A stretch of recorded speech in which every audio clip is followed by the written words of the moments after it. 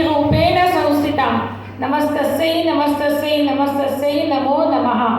सगळ्या स्त्री शक्तीचा सगळ्यांना खूप खूप अभिनंदन। आज माननीय जयाताईंनी आज भारतीय जनता पक्षामध्ये प्रवेश घेतला आहे।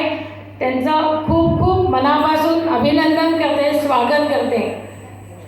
बाकी पक्षाचं सगळ्या नंदाताई आहेत, अर्चनाताई सांगतील आहे। मी फक्त छोटंसं आव्हान तुमच्यासमोर करते की यावेळेला पूर्ण देशभरामध्ये लोकसभेच्या निवडणुकीची रणधुमाळी चालू आहे आणि हे एक आपला मतदान करणं हा आपला राष्ट्रीय हक्क आहे आणि हा आपण राष्ट्रीय महोत्सव म्हणून, आनंदोत्सव म्हणून आपण मनवायला पाहिजे। प्रत्येकाने मतदान करायलाच पाहिजे।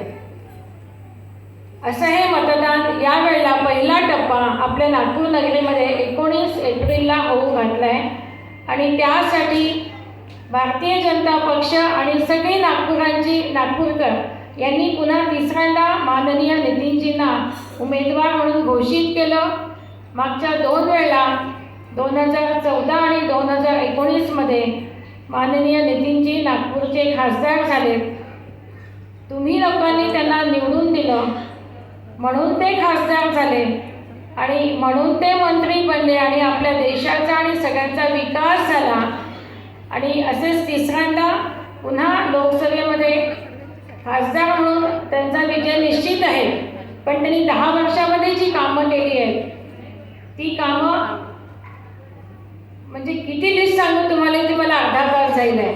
प्रचंड कामं केले आहेत की पहिले नागपूर म्हणजे संत्रानगरी असं ओळखायला जात होतं, पण या 4-5 वर्षामध्ये नागपुराचं नाव पूर्ण देशभर स्थापित करण्याचं काम माननीय नितीनजींनी केलं आहे। एवढं सुंदर काम देशात केलं आहे। देशभर रस्त्याचं जाळं विणलेलं आहे। बघा तुम्ही कुठेही जा, साऊथमध्ये जा, उत्तराखंडमध्ये जा, हिमाचलला जा, 7 सिस्टरला जा, तिथे तुम्हाला जर कोणी विचारलं की भाई साहब बहन जी आप कहाँ से हो, तुम्ही उत्तर देता हम नागपूर से हैं।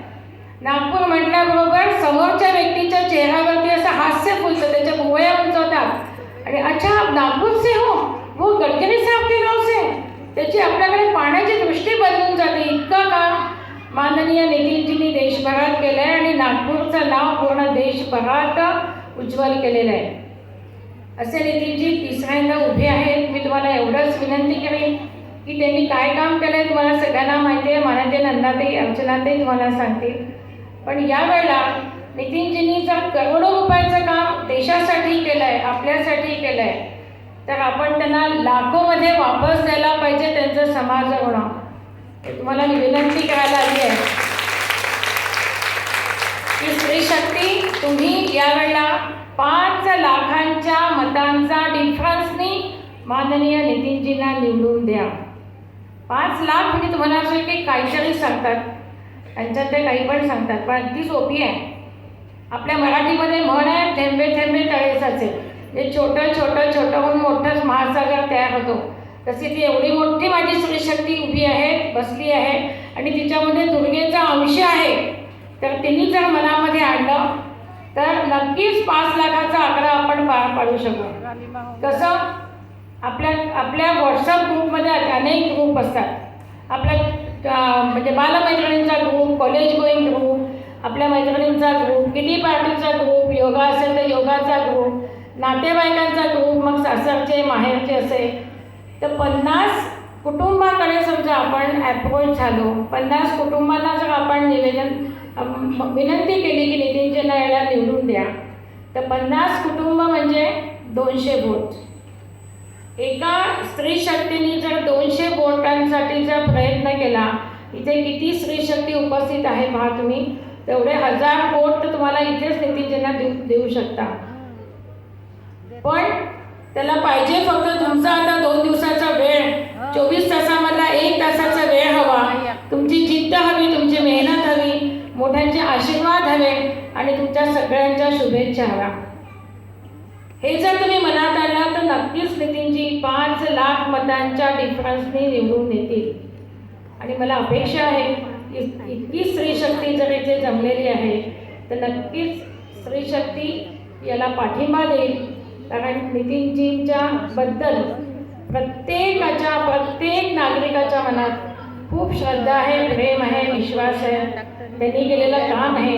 कोरोना ते देवदूत म्हणून सगळ्यांसाठी जे उपयोगी पडले हे सगळ्यांच्या मनात आहे. त्याच्यामुळे ही 5 लाखाचा टप्पा गाठण्यासाठी मी सगळ्यांनी जिद्द, मेहनत आणि तुमच्या शुभेच्छा द्याव्यात आणि नितीनजींना 5 लाखांच्या मताने निवडून द्यावं एवढी विनंती करेन. आपलं सहकार्य मिळेल ही अपेक्षा ठेवते आणि शब्दांना विराम देते. यापुढे मला 7 सभा गाठायच्या आहेत म्हणून शॉर्टमध्ये तुमच्याशी बोलते आणि तुमची रजा घेते. धन्यवाद.